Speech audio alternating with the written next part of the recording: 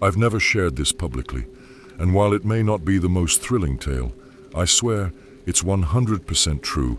I'll vouch for that on my honor. In the summer of 2003, at the age of 15, I, along with two friends, found ourselves lounging on the couch at our friend Joe's house. Now, before I delve into my experience, let me explain that Joe always had an empty house during the day due to his parents' work schedule, so we often spent our days there. Joe occasionally mentioned a little boy ghost that supposedly haunted the house. Naturally, we were dismissive, even teasing him relentlessly about it.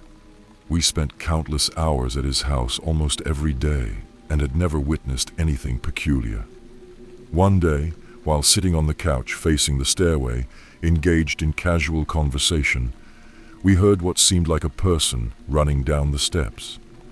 All eyes turned upward as we saw a preteen boy swiftly descend the stairs, loudly and almost violently slamming the vestibule in the front storm door.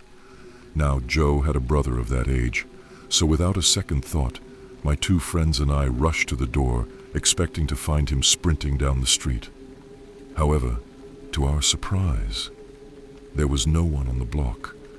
One friend even commented that little Joe wasn't nearly fast enough to make it down the block before we reached the door. He was a bit on the chubby side. As we returned to sit down, just as the last one of us was through the door, little Joe came up to the top of the steps, asking who the heck was slamming the doors. That's when it all clicked. Despite our initial denial, all three of us confronted him, threatening consequences if he had a free and over or any plausible explanation for the experience. The house, a row home, mid-block, on a busy street, offered no escape route without us noticing. Even if it were a kid who somehow picked the lock at warp speed and dashed to the abandoned house next door, we would have seen or heard something. The image of that transparent little rascal is etched into all our minds, making me a believer in something beyond the ordinary. Please subscribe and give me a like. To kick things off, let me share the beginning, as recounted by my best friend from college. She had recently moved to my home state, where her family encountered both negative and positive spirits. The spirits in their new house were particularly agitated by the lingering negative energy of her almost stepfather, whose rocky past had led him to be chased out of the house by restless entities. Cabinets were thrown open, creating a tumultuous environment. When I visited over the summer, the almost stepfather had left for good due to legal restrictions imposed on him by the spirits. The spirits, though apparently displeased, continued to roam the upstairs in a circuit at night. I experienced heavy footsteps and an uneasy feeling throughout the night.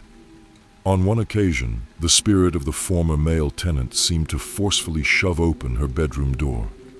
The last night of my stay was peaceful, indicating that the spirits were content with the stepfather's absence. The family knew little about the past owners, except that no one outside their family had ever lived in the house before. Jessica, my friend, settled down to sleep one night with her giant dog between us. The dog, unintentionally, pushed me to the edge of the bed, waking me up. When I opened my eyes, I saw a woman in a white nightgown with long black hair standing in front of the dresser. Despite the stereotypical appearance, I felt no negative vibes, so I simply turned over and went back to sleep. I kept quiet about it, knowing what to expect from the house. Another night passed without incident. The next day, while relaxing on the porch, I shared my encounter with the woman. Jessica, without hesitation, asked me to describe her. When I did, she revealed that she had seen the same woman standing in front of her bedroom door on a different night. I hadn't mentioned it to her earlier, eliminating the possibility of a psychological coincidence. Please subscribe and give me a like. During my college days, I found myself in a situation where public transport had called it a night, leaving me stranded, Quick thinking led me to ask one of my best friends, who owned a scooter, to give me a lift home. Fortunately, our residences were not too far apart, so he agreed. Instead of heading straight home, we extended our evening, sharing a few drinks with friends. Don't worry, we were all sobered up by the time we decided to call it a night. Although it's been over a decade, the memory remains vivid. It was around 1 or 2 a.m. when we set off. The roads were deserted, and a profound silence enveloped us. As we cruised along, engaged in lively conversation, we reached an area where there were no houses, only scattered trees. The moonlit night illuminated everything, making any presence easily visible. Jokes and laughter echoed through the stillness of the night, our attempt to dispel the eerie quiet. Suddenly, a woman's laughter pierced the air, silencing us both instantly. It seemed to emanate from right behind me. Picture this, a moving scooter on an isolated road at 2 a.m. Chills ran down our spines, and I felt an immediate urge to cry. Despite being a scaredy cat, I revel in spooky stories. This, however, was different. My friend, equally unnerved, asked, "Who's that?" I turned to look behind, and on both sides of the road, there was no one in sight. No pedestrians, no stray dogs. I even glanced up at the trees, mostly coconut trees, half expecting to find someone perched on top. But nope. Nervously, I chuckled and told him, "You heard it too. There's no one around."